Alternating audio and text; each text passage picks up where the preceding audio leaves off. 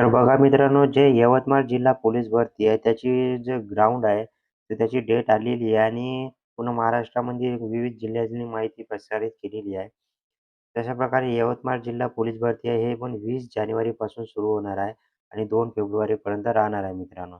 मैदानी चाचणी आहे, ते 20 जानेवारी 2026 पासून सुरू होणार आहे. त्यामध्ये प्रथम जे पोलीस शिपाई आहे, त्याच्यासाठी जे 11,207 उमेदवार 20 जानेवारी 2026 पासून 29 जानेवारी 2026 पर्यंत हे ग्राउंड चालणार आहे.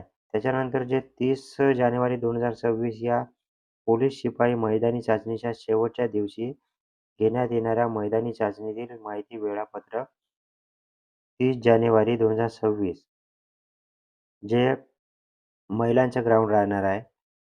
689 महिला त्यांचं ग्राउंड राहणार आहे आणि खेळाडू महिला 37 राहणार आहे.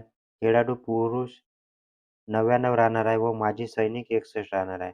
अशा प्रकारे एकूण 856 उमेदवारांचं 30 जानेवारी रोजी ग्राउंड राहणार आहे मित्रांनो.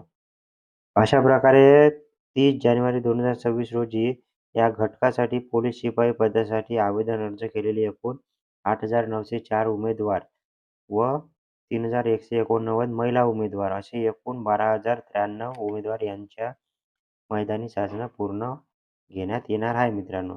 तसेच जे बॅट्समॅन पद आहे, आवेदन अर्ज केलेले एकूण 1,678 उमेदवार याच्यापैकी दिनांक 31/1/2026 रोजी बॅट्समन पुरुष उमेदवार 1000 व दिनांक 2 फेब्रुवारी 2026 रोजी बॅट्समन पुरुष 305, माजी सैनिक पुरुष 1 व बॅट्समन महिला 381 असे एकूण 687 उमेदवार यांची मैदानी चाचणी घेण्यात येणार आहे मित्रांनो. तर बघा, अशा प्रकारची ही माहिती आलेली आहे यवतमाळ जिल्हा पोलीस भरती 20 तारखेपासून तर 2 फेब्रुवारीपर्यंत ग्राउंड चालणार आहे मित्रांनो.